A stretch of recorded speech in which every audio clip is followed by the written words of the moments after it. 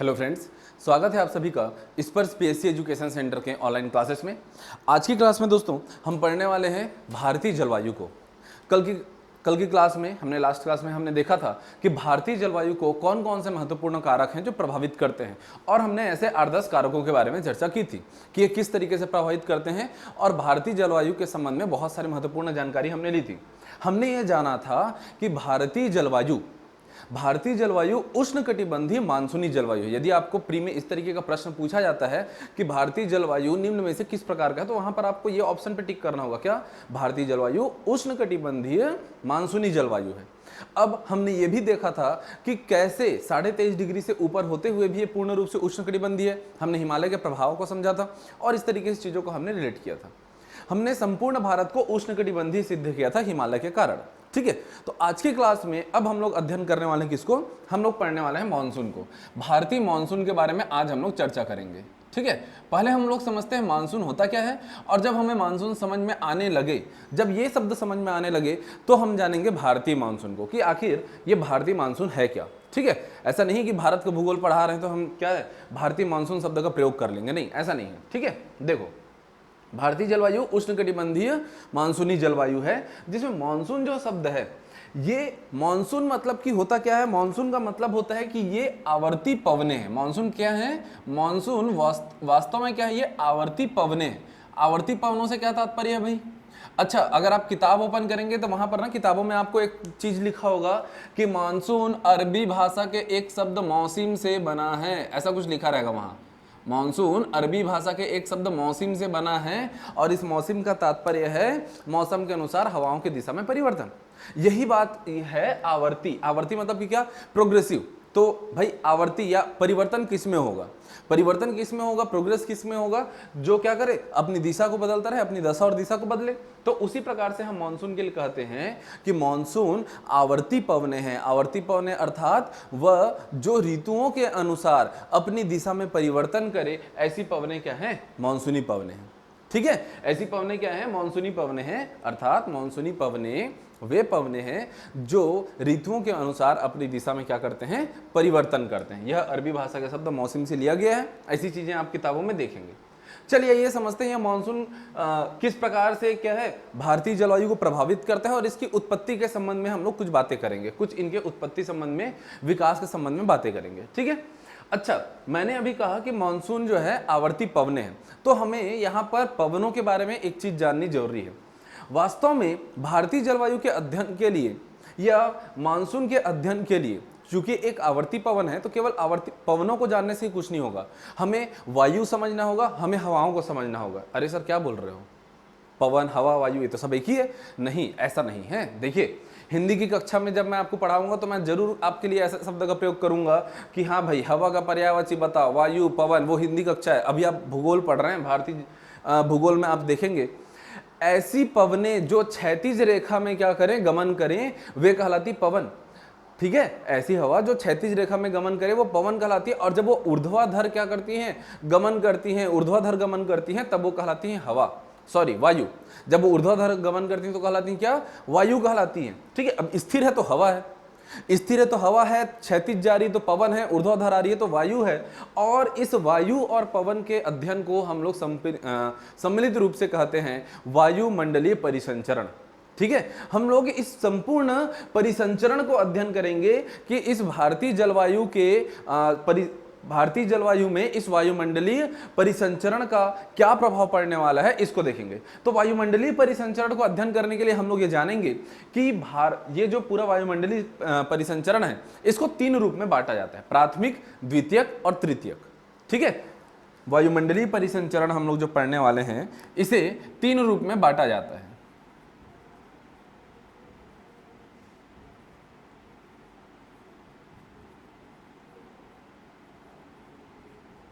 सबसे पहली चीज तो वायुमंडलीय परिसंचरण के प्रथम हिस्से में आएगा, हमारे पास में है प्राथमिक। ठीक है, वायु और पवन दोनों को ही हम लोग मिला करके अध्ययन करेंगे। तो प्राथमिक में हमारे पास में यहां पर होगा एक तो भूमंडलीय पवने, और दूसरा हम लोग देखेंगे यहां पर जेट स्ट्रीम को। दूसरा हम लोग क्या देखेंगे? जेट स्ट्रीम को देखेंगे। तो मैं लिखते भी चलता हूं, प्रथम हम लोग देखेंगे क्या, भूमंडलीय पवने, और द्वितीय रूप में हम लोग यहां पर देखेंगे क्या, यहां पर जेट स्ट्रीम। अब यहां से आपको समझ में आ रहा होगा कि किन किन बातों को आपको जानना जरूरी है, क्योंकि मैं भूमंडलीय पवन बोला, यहां पर बहुत सारे अभी आप में से ऐसे अभ्यर्थी होंगे जिनको भूमंडलीय पवनों के बारे में नहीं पता होगा, उसको हम लोग पढ़ेंगे। दूसरा हम देखते हैं द्वितीयक। द्वितीयक में हम लोग क्या देखने वाले हैं, ठीक है, वायुमंडलीय परिसंचरण में द्वितीयक में हम लोग रखते हैं यहां पर 3 चीजों को हम लोग रखेंगे। पहली चीज हम लोग देखते हैं यहां पर, पहला चीज हम लोग देखते हैं यहां पर चक्रवात को। दूसरा हम पढ़ेंगे प्रति चक्रवात को, प्रति चक्रवात। और तीसरे रूप में हम पढ़ेंगे यहां पर मानसून को। तो यहां से एक चीज और उभर करके अभी सामने में आ गया, हमारे समक्ष में पता चल गया कि मानसून जो है वो वायुमंडलीय परिसंचरण के वर्गीकरण के द्वितीयक श्रेणी में आती है, ठीक है, द्वितीयक श्रेणी में आती है। तीसरा चीज जो हमें अध्ययन करना है तृतीयक, यहां पर हम लोग वास्तव में क्या देखते हैं, यहां पर जितने भी स्थानीय पवन हैं उन्हें देखेंगे, स्थानीय पवनों को देखेंगे। अब स्थानीय पवनों में जैसे कि एग्जांपल आता है कि लू एक स्थानीय पवन है। ये जो है व्यापम में पूछा गया प्रश्न है। दोस्तों ध्यान से देखना, यहां पर व्यापम के 2 प्रश्न आ चुके हैं। क्या आ चुका है कि मानसून को वायुमंडलीय परिसंचरण तंत्र के कौन सी श्रेणी में रखा गया, तो द्वितीयक श्रेणी में। और तीसरा एक बार जो पूछा गया था, दूसरा प्रश्न पूछा गया था, लू किस प्रकार की पवन है, लू कैसी पवन है, तो वह एक स्थानीय पवन है, यह पूछा गया था। तो इस वायुमंडलीय परिसंचरण को हम लोग समझेंगे और इसको समझते समझते हम इन सभी जितने भी अभी यहां पर शब्द लिखे गए हैं उनको हम लोग समझ जाएंगे।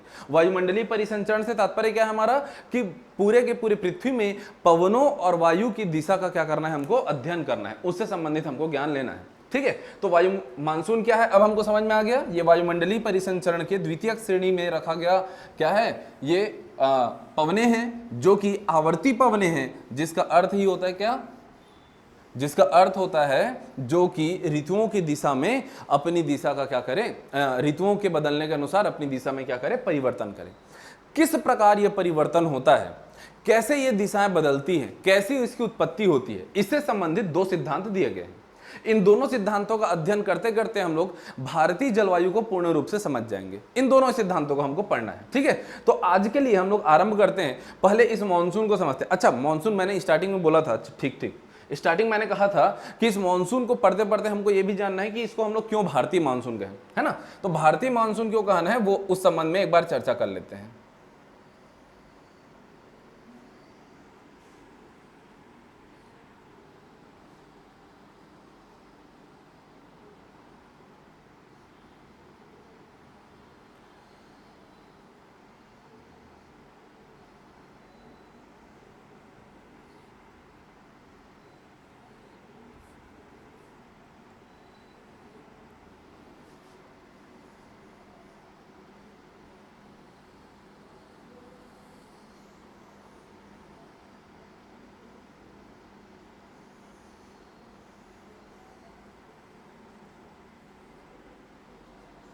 देखिएगा, ये जो हिस्सा आपको दिख रहा है ना, ये भारत के समीप में, यहाँ पर श्रीलंका और अन्य जो छोटे मोटे द्वीप हैं, है ना, यहाँ पर ये छोटे मोटे जितने भी द्वीप हैं, इन सबको समझिएगा।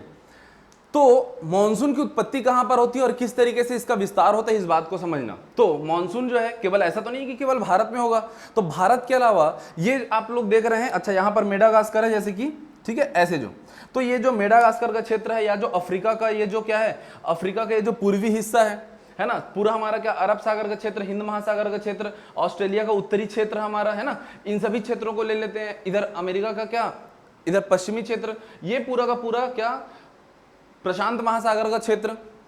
जब भी हम मानसून का अध्ययन करेंगे, तो जब भी हम मानसून का अध्ययन करेंगे, हम इन सभी क्षेत्रों में, ये जो क्षेत्र आपको दिख रहा है, हम वास्तव में इस क्षेत्र का अध्ययन करेंगे। इस क्षेत्र में किस किस तरीके का प्रभाव पड़ने वाला है, इनका अध्ययन हम लोग करेंगे।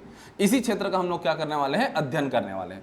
अब इस क्षेत्र में आप पाएंगे कि जो वृत्त है या जो विषुवत रेखा है, वो कहां से, यहीं कहीं से होकर गुजरती, यही क्या है, 0 डिग्री है, विषुवत वृत्त है, ठीक है। चलो ये थोड़ा सा ऊपर नीचे हो गया अमेरिका और अफ्रीका।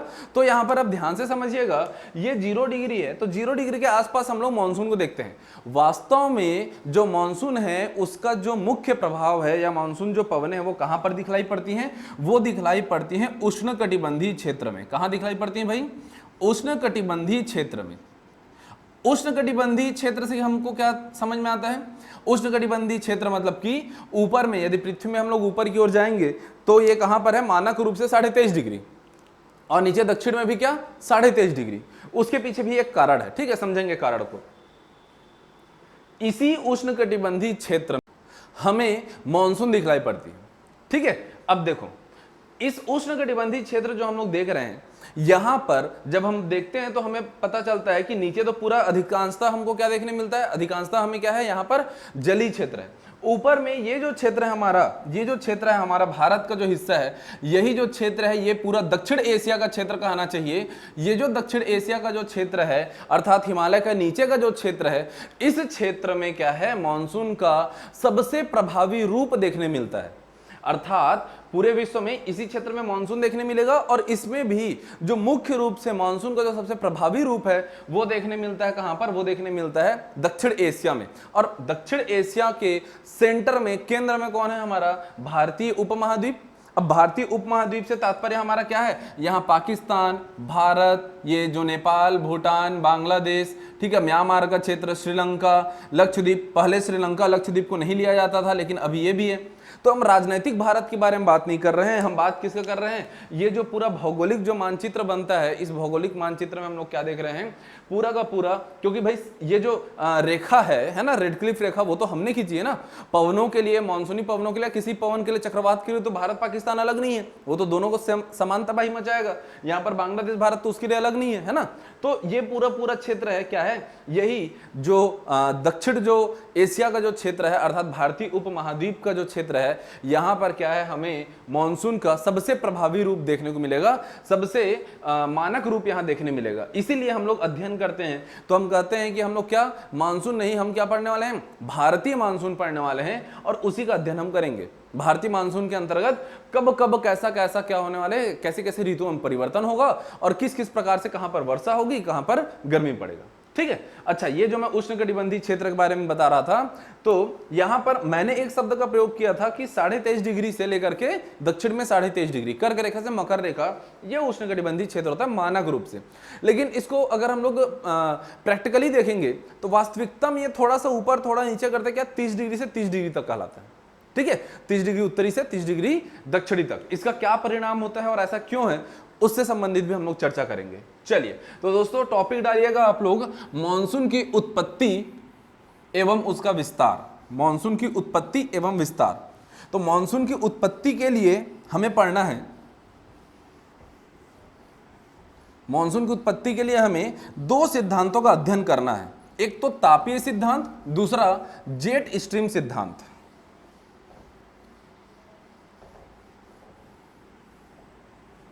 तापीय सिद्धांत और जेट स्ट्रीम सिद्धांत, ये दो चीजों को हमको यहां पर अध्ययन करना है। मानसून से उत्पत्ति, मानसून की उत्पत्ति संबंधित सबसे पहला सिद्धांत हम लोग क्या देखेंगे? एक हम लोग देखेंगे तापीय सिद्धांत,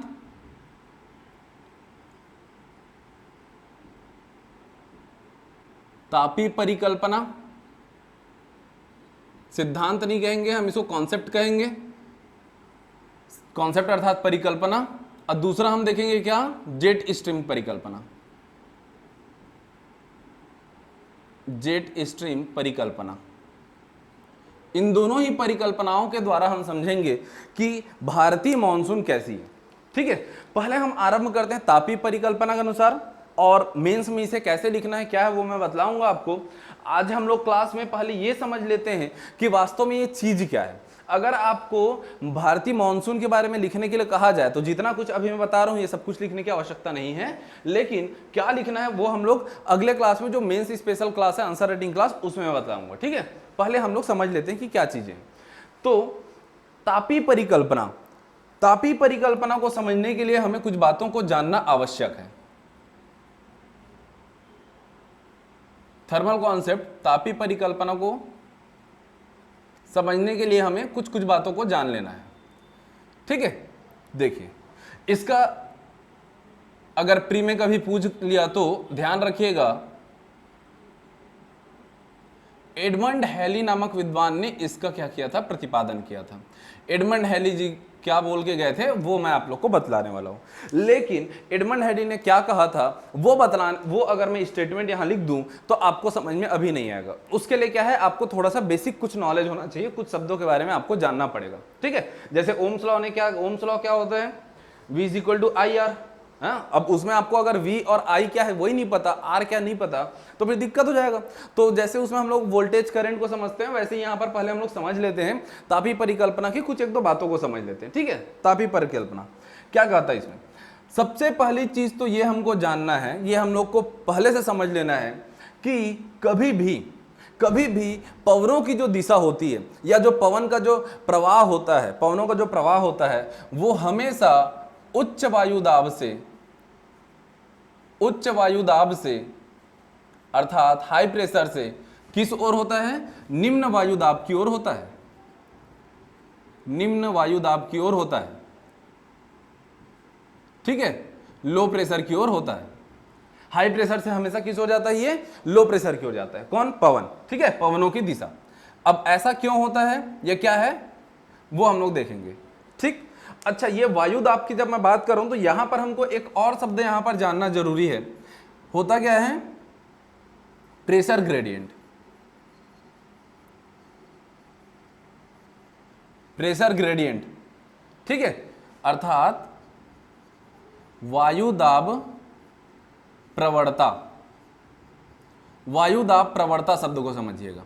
मान लीजिए उच्च वायु दाब की मैं बात कर रहा हूं, तो उच्च वायु दाब मैं मान लेता हूं किसी एक क्षेत्र का वायु दाब है कितना, 600 मिलीबार है, ठीक है, ये एक क्षेत्र है। दूसरा मेरे पास क्षेत्र है जहां का प्रेशर कितना है, 200 मिलीबार है, 200 मिलीबार है। अब समझिएगा बात को, यहां पर क्या है, ये हाई प्रेशर है और दूसरा हमें देख करके समझ में आ जा रहा है क्या, ये लो प्रेशर है। अब इन दोनों ही जो हमने हाई प्रेशर और लो प्रेशर कहा है, इन दोनों के बीच का अंतर ही क्या कहलाता है, इन दोनों के बीच का अंतर ही कहलाता है प्रेशर ग्रेडियंट, अर्थात वायु दाब प्रवणता। अर्थात उच्च वायु दाब एवं निम्न वायु दाब के बीच का जो अंतर है, ये अंतर ही क्या कहलाता है, यही कहलाता है प्रेशर ग्रेडियंट, ठीक है, यही क्या कहलाता है, प्रेशर ग्रेडियंट या वायु दाब की प्रवणता।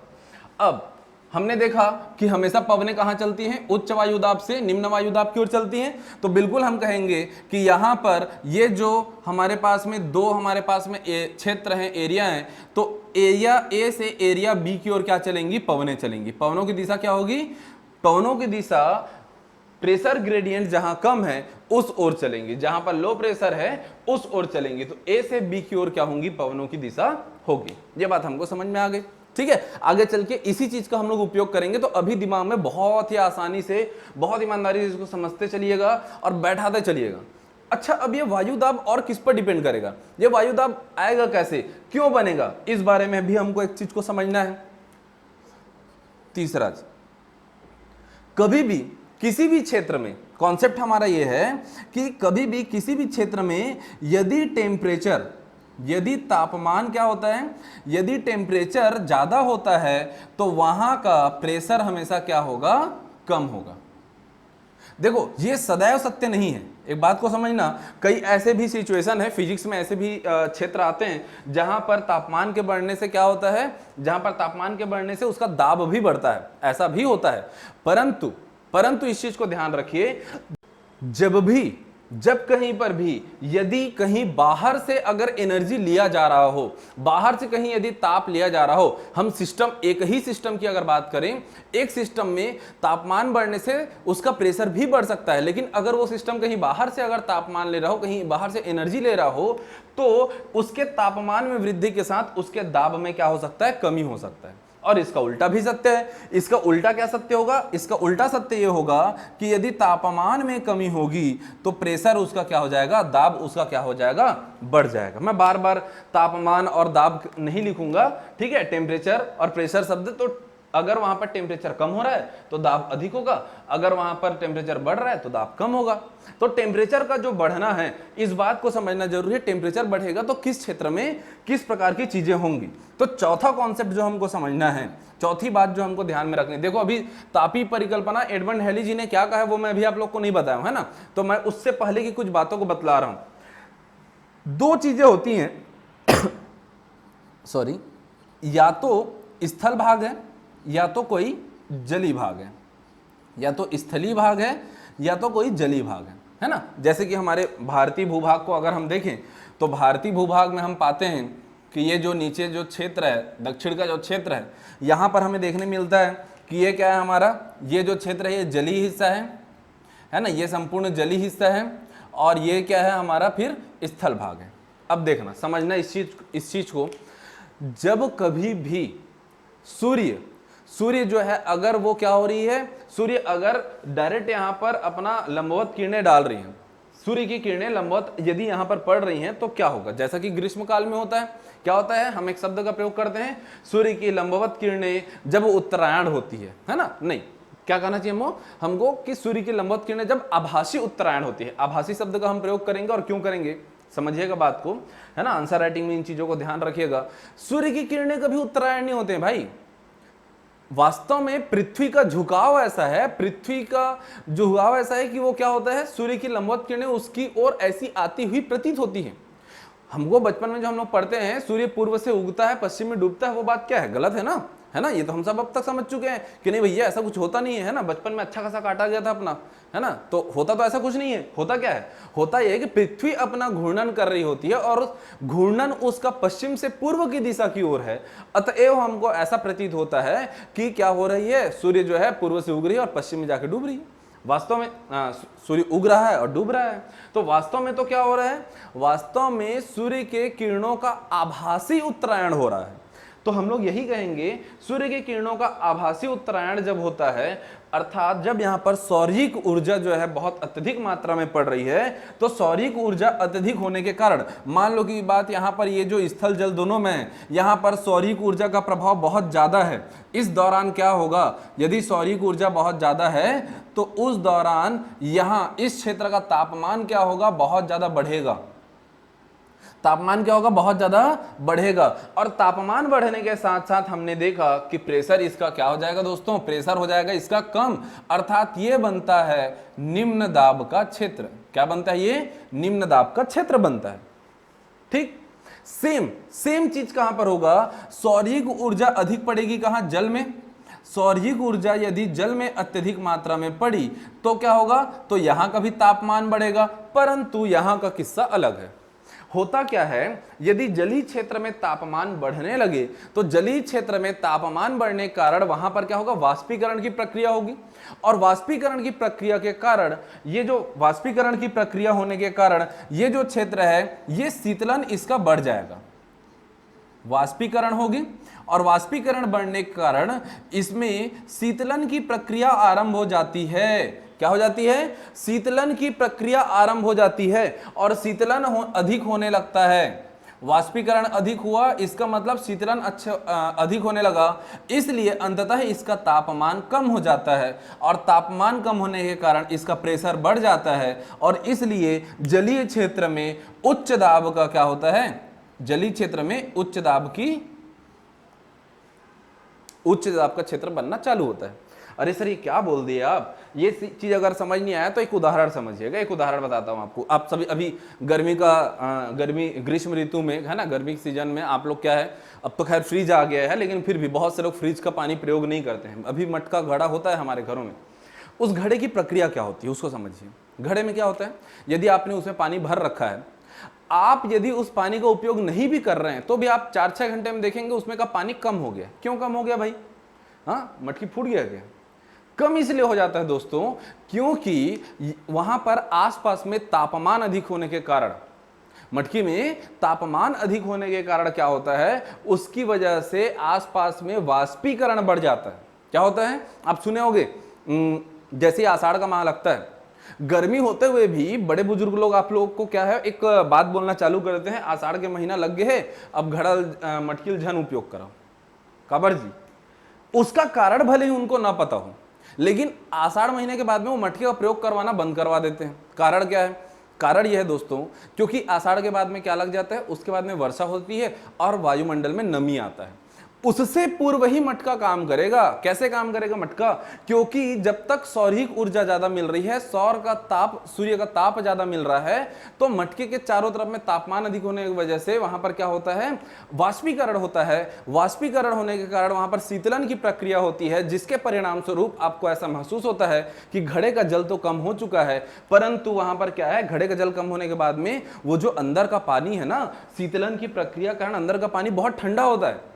वही सेम टू सेम चीज यहां पर क्या हो रहा है, वही चीज हिंद महासागर में आपको देखने मिलेगा। गर्मी के दिनों में जहां यहां स्थल भाग का तापमान बढ़ गया, इसलिए प्रेशर कम हुआ, हिंद महासागर में भी वास्तव में तापमान बढ़ा, परंतु वाष्पीकरण होने के कारण वहां पर क्या हो गया, जो सतही जो वायु है, ठीक है, जो सतही जो वायु है, हिंद महासागर से लगा हुआ जो वायु है, वो वायु क्या हो जाती है, वो पवनें क्या हो जाती हैं, वो पवनें अब ठंडी हो जाती है, और ठंडी पवन हो जाती है, इसलिए टेम्परेचर वहां का क्या हो जाता है, कम हो जाता है। और टेम्परेचर जैसे ही कम हुआ, उसके तुरंत पश्चात हमें ये देखने मिलता है कि वहां का प्रेशर बढ़ जाता है, और प्रेशर बढ़ने के कारण वहां पर क्या बन गया, उच्च दाब की स्थिति बन गई, उच्च दाब की स्थिति बन गई।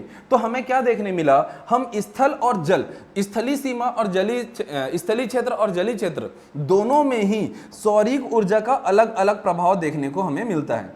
क्या देखने मिलता है कि स्थलीय भाग में सौरिक ऊर्जा यदि अधिक है, तो स्थलीय भाग में, मैं डायरेक्ट कंक्लूजन यहां पर लिखना चाहूंगा, स्थलीय भाग में तापमान अधिक होगा, जिसकी वजह से प्रेशर कम होगा, और जलीय भाग में तापमान फाइनली कम हो जाता है, इसलिए प्रेशर अधिक होता है। अब बताओ, सौरिक ऊर्जा यदि अधिक है तो हवा कहां से कहां चलेगा?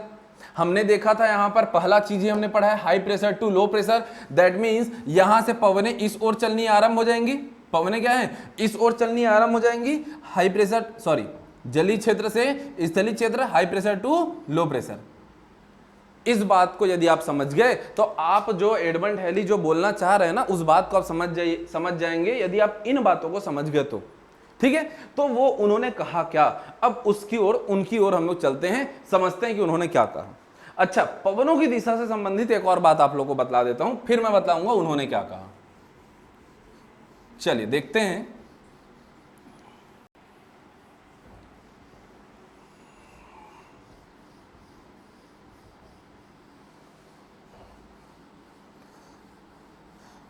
पवन की दिशा किस प्रकार से होगी, इस पर कोरियोलिस बल से संबंधित एक बात आपको बतलाना चाहूंगा मैं। समझिएगा बात को कि कोरियोलिस बल क्या होता है, इस बात को समझते हैं। ठीक है, कोरियोलिस बल क्या होता है। हमने देखा, यदि मैं आपके लिए कुछ इस तरीके से, ये यदि हमारी पृथ्वी है, इस पृथ्वी में यदि मैं इस तरीके से सीधी सीधी एक रेखा खींच दूं, है ना, वो एक प्रकार से गलत बात होगी। मुझे खींचना चाहिए कुछ इस तरीके की रेखा। हम ऐसा क्यों खींचते हैं, क्योंकि हमें पता है ये अगर हमारा क्या है, ये विषुवत वृत्त है, भूमध्य रेखा है, तो पृथ्वी क्या है, पृथ्वी अपने अक्ष में झुकी हुई है, कुछ इस तरीके से झुकी हुई है। और पृथ्वी यदि झुकी हुई है और झुके होने के साथ साथ में क्या कर रही है, घूर्णन कर रही है। यदि पृथ्वी झुकी हुई है और झुकते हुए ऐसा घूर्णन कर रही है, घूर्णन करने के साथ साथ वो इसी तरीके से क्या है, सूर्य की परिक्रमा भी कर रही है। तो यदि एक ऐसी चीज जो क्या है, अपने अक्ष में भी झुकी हुई है और उसके अलावा वो सूर्य की परिक्रमा कर रही है, तो वहां पर किस तरीके का परिवर्तन आएगा, सौरिक ऊर्जा उसको किस तरीके से मिलेगी, इसी का अध्ययन हमको करना है। और हम जानते हैं कि यहाँ पर ये 0 डिग्री है, तो यहाँ पर इससे ऊपर और नीचे इस क्षेत्र में 23.5 डिग्री झुकी हुई है, 23.5 डिग्री झुकी हुई है ना, इसलिए हम लोग पढ़ते हैं 23.5 डिग्री उत्तरी अक्षांश को हम कहते हैं क्या, कर्क रेखा, और 23.5 डिग्री दक्षिणी अक्षांश को हम कहते हैं मकर रेखा। अब ये कर्क रेखा और मकर रेखा को हम लोग थोड़ा सा समझते हैं। देखिए, ये जो 23.5 डिग्री उत्तर से 23.5 डिग्री दक्षिण का बात है, इसी की वजह से क्या होता है, इसी की वजह से सौरिक जो किरणें हैं, सौर ताप है, ये जो है इसी क्षेत्र में सबसे ज्यादा अधिक होती है। इसकी आभासी लंबवत किरणें, सूर्य की आभासी लंबवत किरणें इसी क्षेत्र में क्या होती हैं, सूर्य की आभासी लंबवत किरणें इसी क्षेत्र में पड़ती हैं, जिसमें सबसे ज्यादा जो है कहां पर होता है, जिसमें सबसे ज्यादा होता है कहां पर, भूमंडलीय, कहां पर, भूमध्य रेखा के समीप। तो हमें यह समझ में आता है कि सूर्य की आभासी लंबवत किरणें, ठीक है, आभासी शब्द का प्रयोग करना मत भूलिएगा, आभासी लंबवत किरणें ये क्या होती हैं, इसी क्षेत्र में ही सबसे ज्यादा प्रभावी रहती हैं, और इसीलिए हम कहते हैं ये क्षेत्र कैसा है, तो ये क्षेत्र है दोस्तों उष्णकटिबंधीय क्षेत्र है। ये कैसा क्षेत्र है, उष्णकटिबंधीय क्षेत्र है। परंतु वास्तविक रूप से अगर देखा जाए तो उष्णकटिबंधीय क्षेत्र जिसको 23.5 डिग्री से 23.5 डिग्री तक होना चाहिए, वास्तविक रूप से ये कहाँ, व्यवहारिक रूप में हम देखेंगे तो 30 डिग्री से 30 डिग्री की ओर ही हमको दिखने लगती है। 30 डिग्री उत्तरी से 30 डिग्री दक्षिणी, और विशेष परिस्थितियों में 30 से 35 हम इसको कह सकते हैं, 35 तक भी ले जाइए, ठीक है। तो 30 से 35 डिग्री उत्तरी अक्षांश से 30 से 35 डिग्री तक दक्षिणी अक्षांश तक हमको उष्णकटिबंधीय क्षेत्र हमको देखने को मिलता है, ठीक है। भारत में तो मिलता ही मिलता है, हमने देखा था हिमालय के कारण तो दिखता ही है, उसके अलावा और भी बहुत सारे फैक्टर्स यहाँ पर काम में आते हैं। अब देखिएगा, यदि ये उष्णकटिबंधीय क्षेत्र है, अर्थात ये क्या है, अर्थात ये हाई प्रेशर का क्षेत्र है। क्या ये हाई प्रेशर का क्षेत्र है? एक बार और हम लोग इस बात को समझने का प्रयत्न करें। यदि ये हमारी पृथ्वी है तो इस पृथ्वी में यहां कहीं पर हम लोग इस तरीके से देखते हैं, क्या यह है इसका विषुवत वृत्त हो गया 0 डिग्री, और नीचे अब मैं ले लेता हूं कहां 30 डिग्री, ऊपर भी मैं ले लेता हूं किसको 30 डिग्री, और उससे ऊपर 60 डिग्री उत्तरी अक्षांश और 90 डिग्री उत्तरी अक्षांश। नीचे भी हम ले लेते हैं किसको 60 डिग्री उत्तरी अक्षांश को और 90 डिग्री दक्षिणी अक्षांश। अब ध्यान से समझिएगा, ये उत्तरी गोलार्ध और दक्षिणी गोलार्ध दोनों ही गोलार्धों में हमने क्या किया है, इस तरीके से 30 डिग्री 60 डिग्री 90 डिग्री के क्षेत्र को हमने लिया है। कारण क्या है, कारण यह है कि हम लोग समझना चाहते हैं कि किस किस प्रकार की वायु दाब की पेटियां बनती है। हमने पहले समझा कि इस क्षेत्र में सौर ताप के कारण ये जो क्षेत्र है ये उष्णकटिबंधीय होगा। यदि ये उष्णकटिबंधीय क्षेत्र है अर्थात ये क्या है, यहाँ पर तापमान ज्यादा है, और तापमान ज्यादा होने के कारण इस क्षेत्र में क्या होगा, लो प्रेशर बनेगा। क्या होगा, ये जो क्षेत्र है दोस्तों ये बनता है क्या, लो प्रेशर का क्षेत्र बनता है, और ये जो क्षेत्र बनता है 30 डिग्री वाला ये हाई प्रेशर का क्षेत्र बनता है।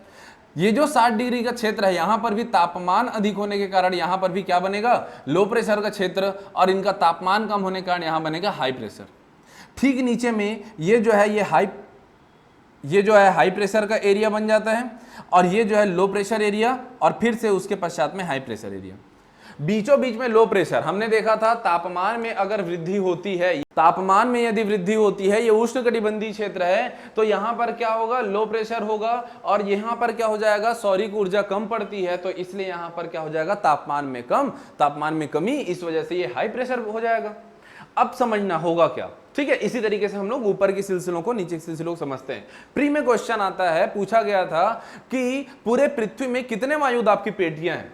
पर तो हम लोग भारतीय जलवायु रहे हैं, लेकिन पूरे विश्व के बात को समझिएगा कि यदि विश्व में पूछा जाए कितने वायुदाब की पेटियां हैं, तो आप बतलाओगे कितने वायुदाब की पेटियां हैं दोस्तों, तो 7 वायुदाब की पेटियां हैं। कैसे, 1 2 3 4 5 6 7 7 वायुदाब की पेटियां देखें। अब ये जो 7 वायुदाब की पेटियां हैं, इसमें वायु की दिशा क्या होती है, पवन की दिशा क्या होती है, इसी से संबंधित है हमारा क्या, इसी से संबंधित है फेरल का नियम, और यहीं पर हमको कोरियोलिस बल के बारे में समझना है। कोरियोलिस बल को समझते हैं। देखो यहां पर यदि मैं एक एग्जांपल के लिए सोचूं, तो यहां पर क्या है, हमारा हाई प्रेशर है, और यहां पर हमारा क्या है, लो प्रेशर है। तो कायदे से देखा जाए, जैसा हमने पढ़ा था कि पवनें जो है हाई प्रेशर से क्या होती हैं, लो प्रेशर की ओर आती हैं। यदि पवनें हाई प्रेशर से लो प्रेशर की ओर आती हैं, तो मैं सीधे सीधे कह सकता हूं कि ये पवन सीधे सीधे कुछ यूं क्या हो जाएंगी, पृथ्वी में कुछ यूं क्या हो जाएंगी, बहने लगेंगी। लेकिन किताबों में आपने देखा होगा कि किताबों में कुछ इस तरीके का डायग्राम यहां पर बना हुआ आपको मिलता है। ये जो पवनें हैं कुछ इस तरीके से प्रवाहित होती हैं, ये जो पवनें हैं कुछ इस तरीके से प्रवाहित होती हैं। आपने ऐसा जरूर डायग्राम देखा होगा। ये जो पवनों की ऐसी जो दिशा है, वो दिशा इस प्रकार से क्यों हो गई, इस बात को मैं आप लोग को बतलाने वाला हूं। वास्तव में क्या होता है, पृथ्वी जो है अपने अक्ष में झुकी होने के साथ में क्या करती है, वो घूर्णन करती है, और पृथ्वी के ये जो घूर्णन की गति है वो उसके विषुवत वृत्त में बहुत तीव्र होती है, जबकि ध्रुवों में क्या होती है, कम होती है। आप कभी भी एक फुटबॉल पकड़ करके या टेनिस बॉल पकड़ करके उसको क्या करें, घुमा करके देखिएगा, तो आपको दिखेगा उस बॉल का जो बीच का जो क्षेत्र है, जो सबसे बड़ा वृत्त है, डायमीटर वाला जो वृत्त है, वहां पर आप जो देखेंगे तो वहां पर उसकी गति क्या होती है, बहुत अधिक होती है, जबकि उसके जो शीर्ष होंगे, दो जो सिरे होंगे, वहां पर आप उसकी गति को थोड़ा कम पाएंगे। इसकी वजह से क्या होता है, इसकी वजह से एक इफेक्ट देखने को मिलता है। मान लो की बात, इमेजिन कीजिए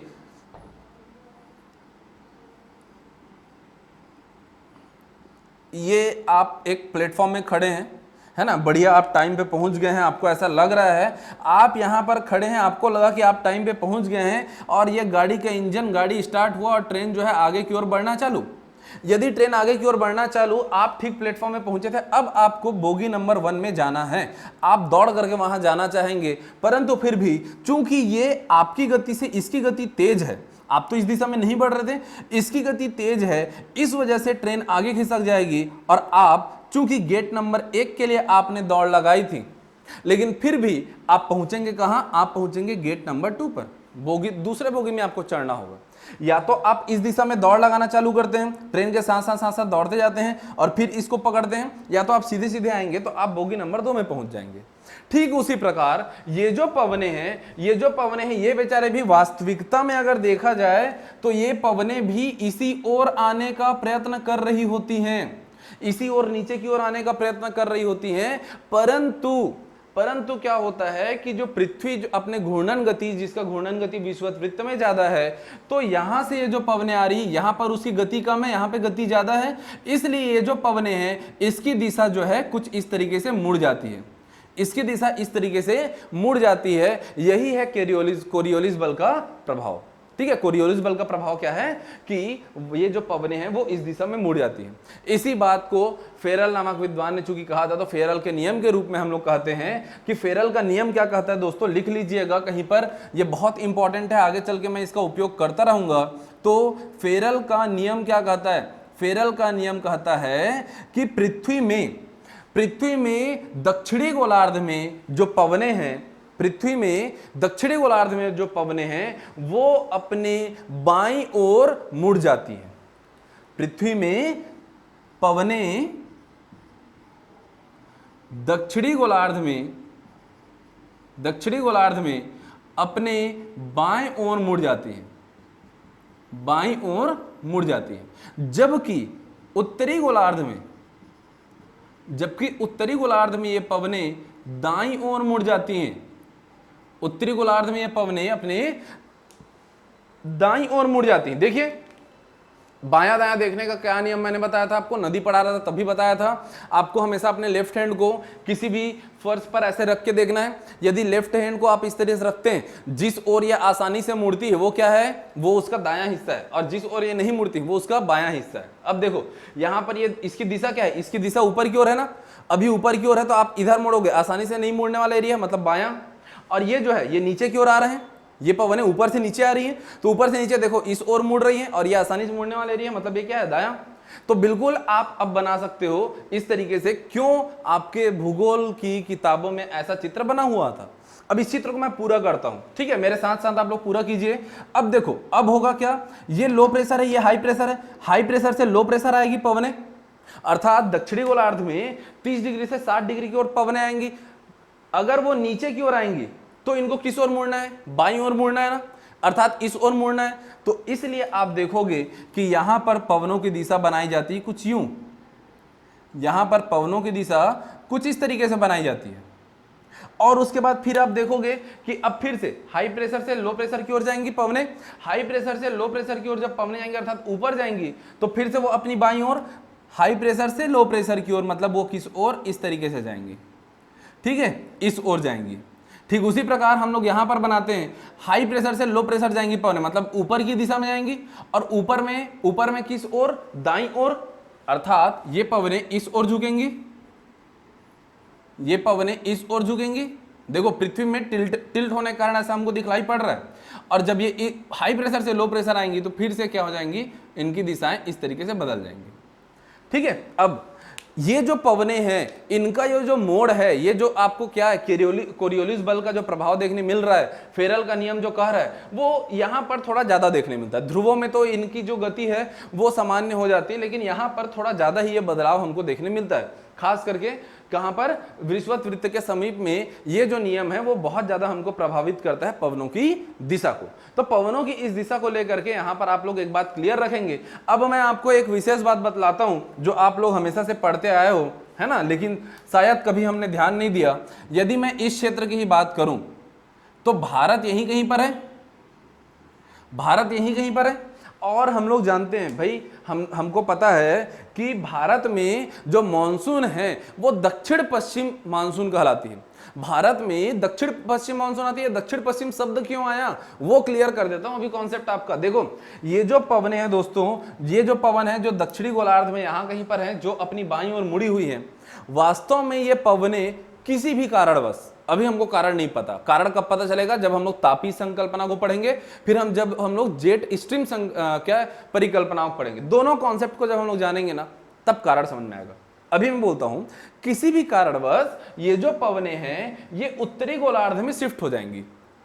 जब ये दक्षिणी गोलार्ध की पवने जो इस दिशा में जा रही थी वो उत्तरी गोलार्ध में शिफ्ट होती हैं। उत्तरी गोलार्ध में जाते ही फेरल के नियम के कारण वो अपने दाईं ओर मुड़ती हैं। तो ये पवने इस दिशा से इस दिशा की ओर क्या होती है, मुड़ना चालू होती है। जब ये इस तरीके से मुड़ती हैं तो भूगोल की किताब आप उठा करके देखिएगा, वहां पर चित्र बना होता है कुछ यूं, और भारत में जो मानसून है कुछ इस तरीके से प्रवेश करती है, इस दिशा में प्रवेश करती है। और कहा जाता है कि भारत में मानसून सबसे पहले कहां प्रवेश करती है, केरल में प्रवेश करती है। क्या यह सत्य है? क्या यह सत्य है? इस पर विचार करना आवश्यक है।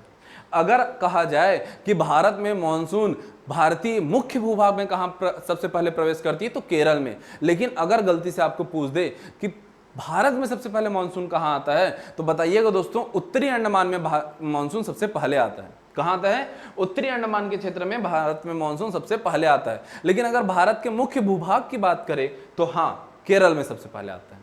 ठीक है, तो केरल में सबसे पहले मानसून आता है, उसका कारण भी समझ में आ रहा है। और केरल में अर्थात भारत में कौन सा मानसून आता है? दक्षिण पश्चिम मानसून। तो आने वाले समय में मैं इस तरीके से क्या है, इस तरीके का डायग्राम बना करके बार बार तो नहीं बतलाऊंगा, आपको पता होना चाहिए फेरल का नियम क्या कहता है और कैसे दक्षिण पश्चिम मानसून शब्द की हम लोग प्रयोग करने वाले। ठीक है, चलिए, जब हम इन बेसिक चीजों को समझ जाते हैं तो अब हम लायक हो चुके हैं इस बात को जानने के कि एडमंड हैली नामक विद्वान ने कहा क्या था, उन्होंने क्या कहा था और क्या होने वाला है। चलिए समझते हैं इनकी बातों को, अब हम इनकी भाषा शैली को समझ पाएंगे।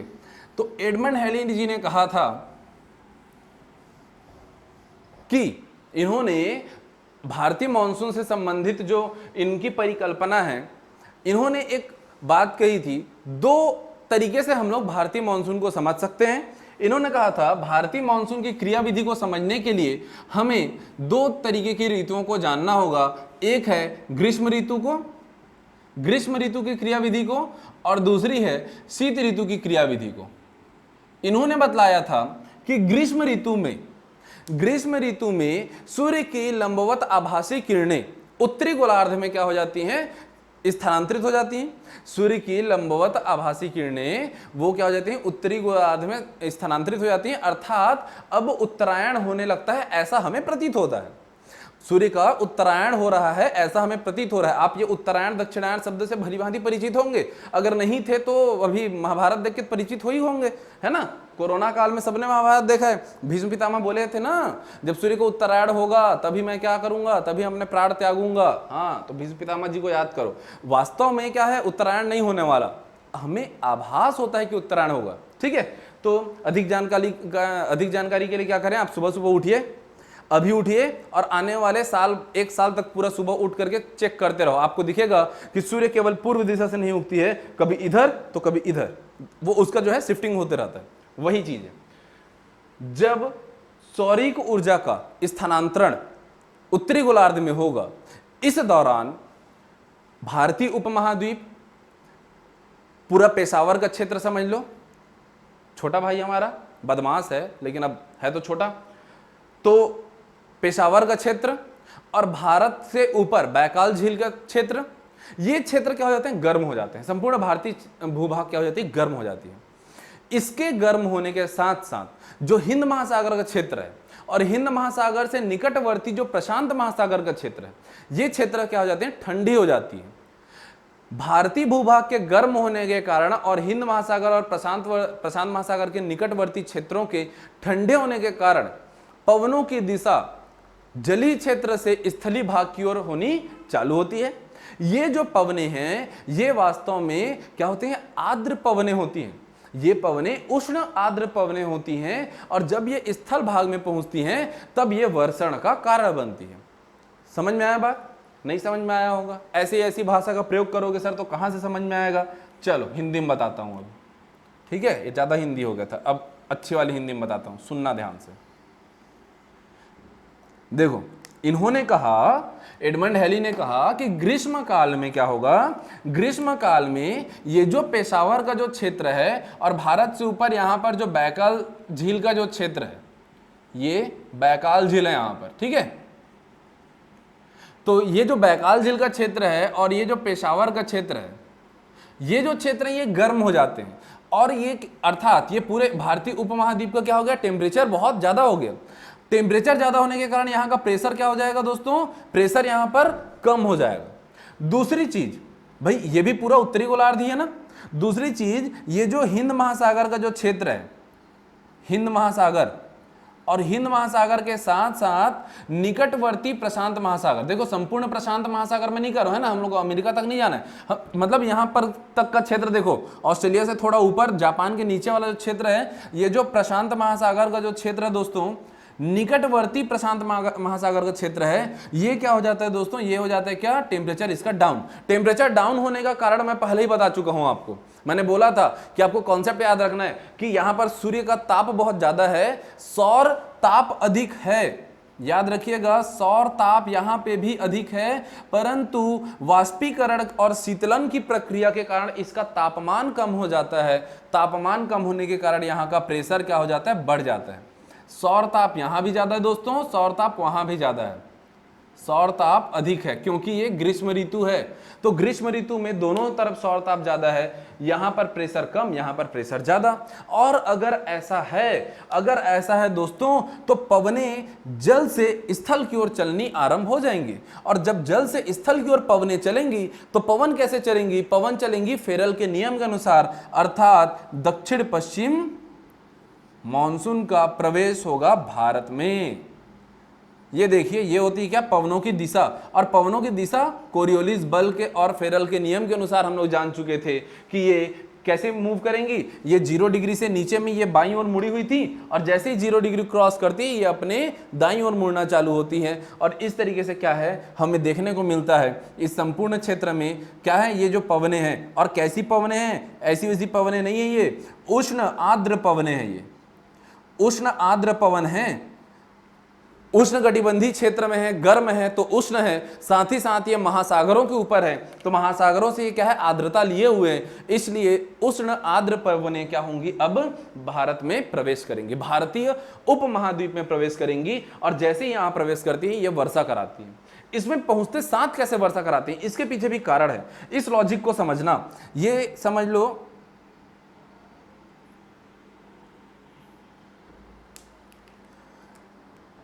ये हमारा समुद्री जल है, ठीक है, तटीय क्षेत्र को हम लोग समझ रहे हैं। ऐसा समझिएगा कि ये जो क्षेत्र है ना, ये थोड़ा सा मैदानी क्षेत्र हुआ और मैदानी क्षेत्र के बाद में पश्चिमी घाट चालू हो गया, है ना। हम लोग भारत को ऐसा देखते हैं कि ये समुद्र क्षेत्र है और उसके बाद में ये थोड़ा सा तटीय मैदान है और उसके बाद पर्वत चालू। अगर ऐसा है तो क्या होगा, अगर ऐसा है दोस्तों तो ये पवने नीचे की ओर थी, जल से जब ये स्थल भाग की ओर जाएंगी, देखिए सामान्यतः कुछ क्षेत्रों को छोड़ दिया जाए तो सामान्यतः जलीय हिस्सा स्थलीय हिस्सों से क्या होते हैं, थोड़ा नीचे होती है।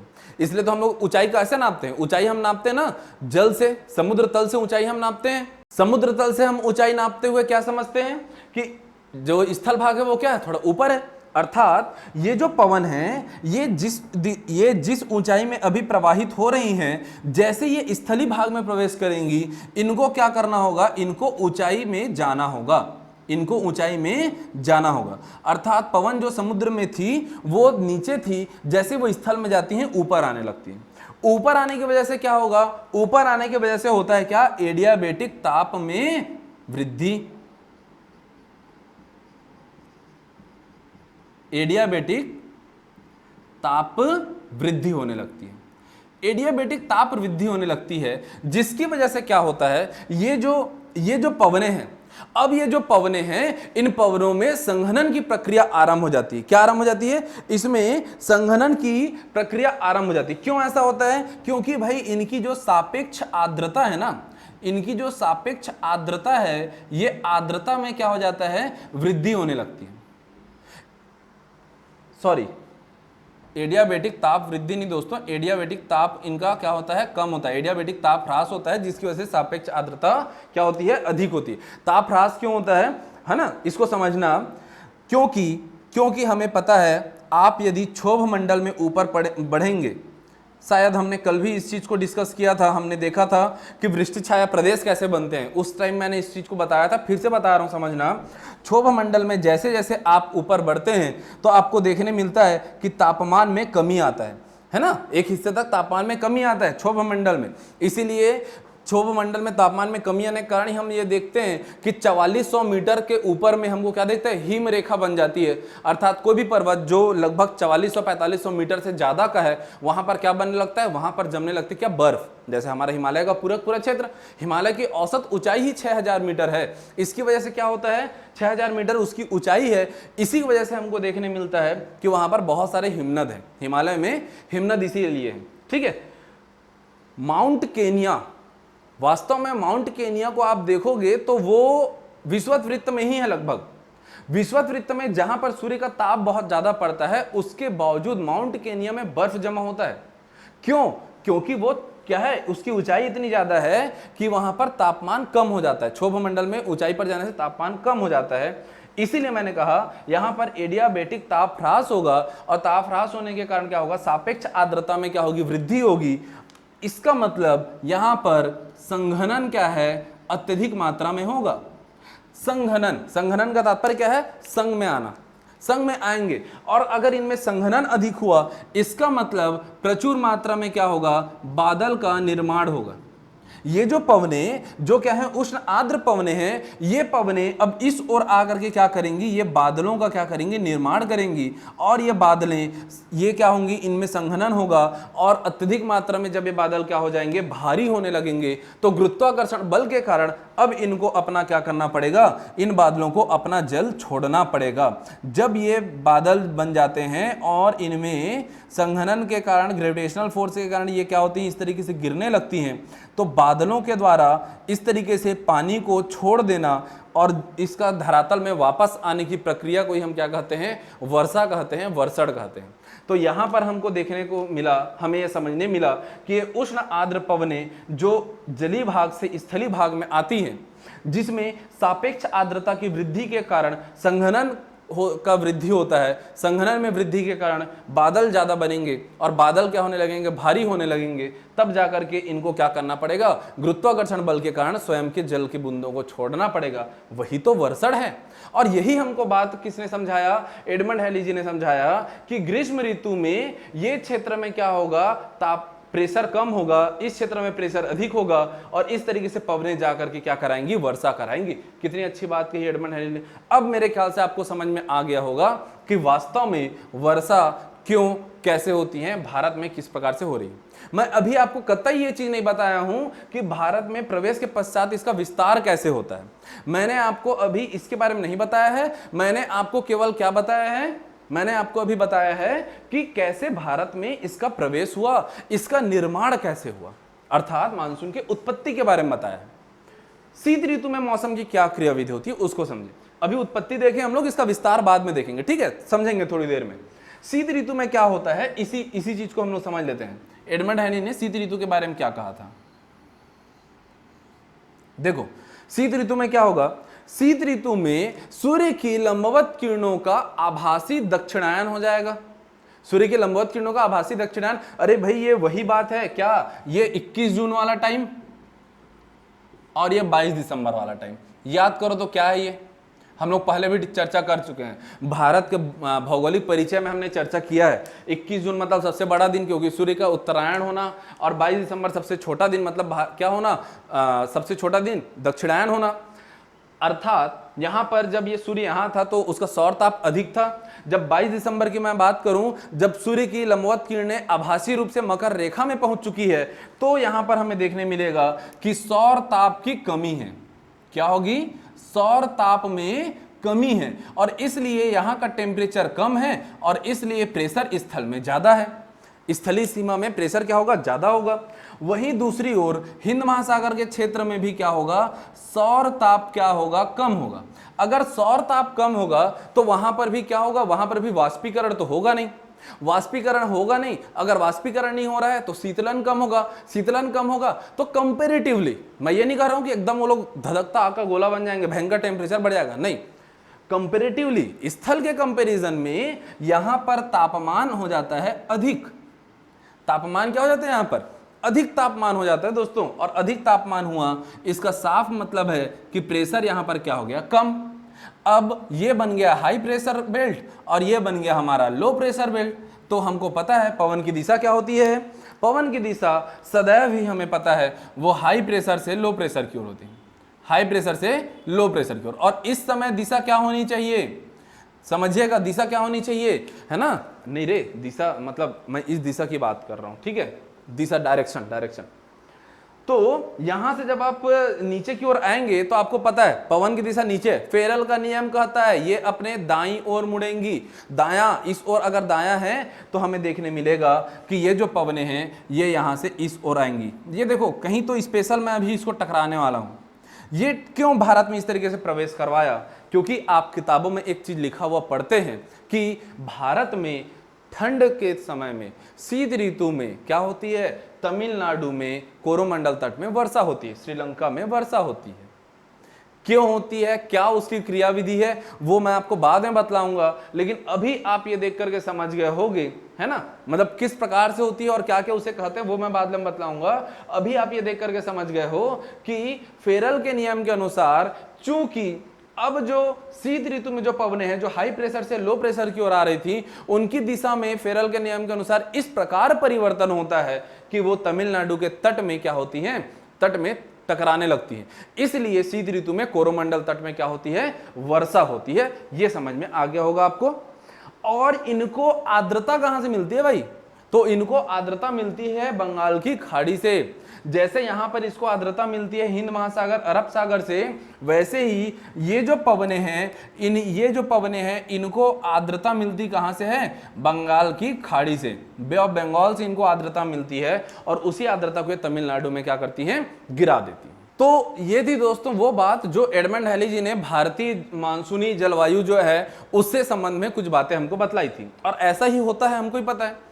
परंतु इनका ये जो इन्होंने ये जो परिकल्पना दी, इन्होंने जो कॉन्सेप्ट दिया, इस कॉन्सेप्ट में कुछ बातों की कमी देखी गई। बाद में आपस में कुछ विद्वान जो है, ऐसा तो नहीं किसी एक ने कुछ कहा और सबके सब मान गए, बहुत सारे विद्वान भरे पड़े हैं दुनिया में, तो कुछ विद्वानों ने इसमें कुछ कमी निकाला। क्या कमी निकाला उससे संबंधित हम लोग विचार करते हैं, और आप भी उन विद्वानों में से एक पढ़ हो सकते हो। क्यों? क्योंकि मैंने आपको कहा कि इन्होंने इस तरीके की बातें बतलाई है, जबकि कल हमने क्या पढ़ा था? कल मैं आपको पहले ही स्पष्ट रूप से यह बतला चुका था कि भारतीय जलवायु में कौन कौन से कारक हैं जो भारतीय जलवायु को प्रभावित करते हैं। उन चीजों के बारे में अब हम लोग दोबारा से विचार करते हैं। आखिर इनके तापीय परिकल्पना में क्या कमी थी? कमियां क्या, इनके लिमिटेशंस थे? पहली बात, तापीय परिकल्पना की क्या क्या थी? कमियां थी। पहली बात, एडमंड हैली जी ने हिमालय की स्थिति को पूरी तरीके से नकार दिया। हिमालय की स्थिति पर इन्होंने बिल्कुल विचार नहीं किया, जबकि भारतीय जलवायु में हिमालय का बहुत बड़ा रोल है। हिमालय ही है जो संपूर्ण भारत को उष्णकटिबंधीय क्षेत्र बना के रखा हुआ है, वरना ऊपरी हिस्सा तो शीतोष्णकटिबंधीय होता।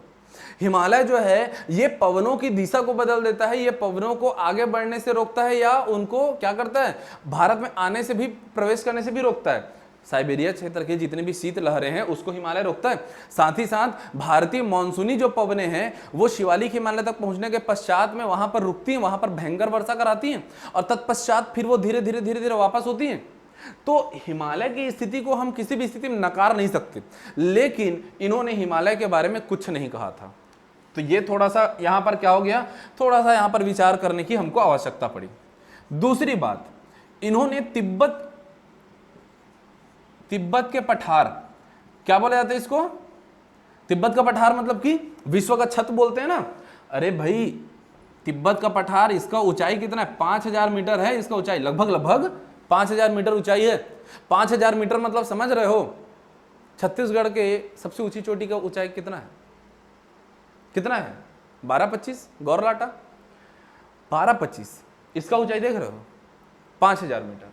इसीलिए इसको विश्व का छत कहा जाता है, क्योंकि विश्व के बहुत से ऐसे पर्वत हैं जिनसे भी ये ऊंचा है, उनसे भी ये ऊंचा है। हिमालय को छोड़ दो, हिमालय का तो औसत ऊंचाई ही 6000 मीटर है ना, हिमालय छोड़ दो, ठीक है। यहाँ पर तो 8848 वाला हमारा माउंट एवरेस्ट भी है, लेकिन विश्व के बहुत सारे पर्वतों से भी ऊंचा है तिब्बत का पठार 5000 मीटर। इसका साफ मतलब है कि तिब्बत के पठार जो कि इतना ऊंचा है, जो विश्व का छत कहलाता है, तो कहीं ना कहीं सौरिक ऊर्जा इसको अधिक मिल रही होगी, यहाँ पर सौर ताप अधिक होगा। लेकिन हेली जी ने तिब्बत के पठार के संबंध में कोई बात नहीं कही थी।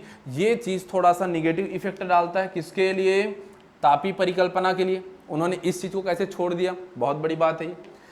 तीसरी बात, जेट स्ट्रीम। द्वितीय विश्व युद्ध के दौरान जेट स्ट्रीम खोजा गया।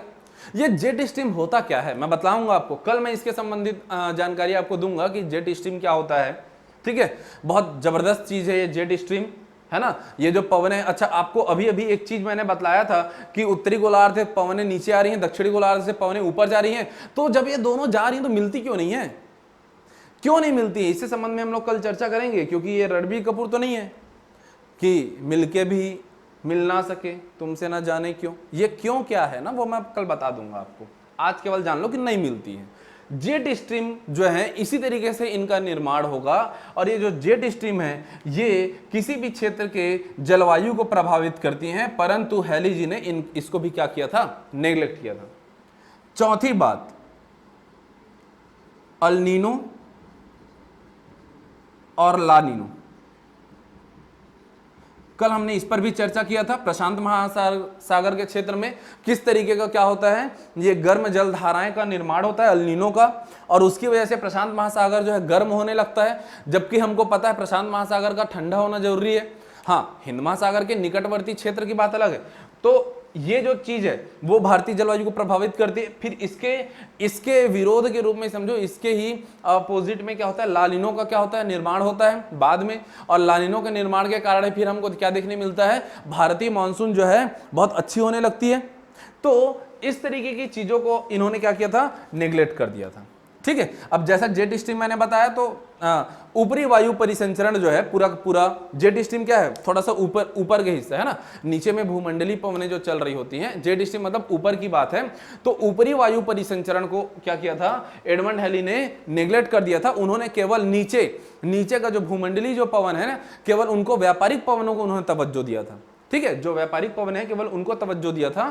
तो आखिर ऊपरी वायु परिसंचरण को उन्होंने छोड़ा, उसका क्या प्रभाव पड़ेगा वो हम लोग देखेंगे कल की क्लास में।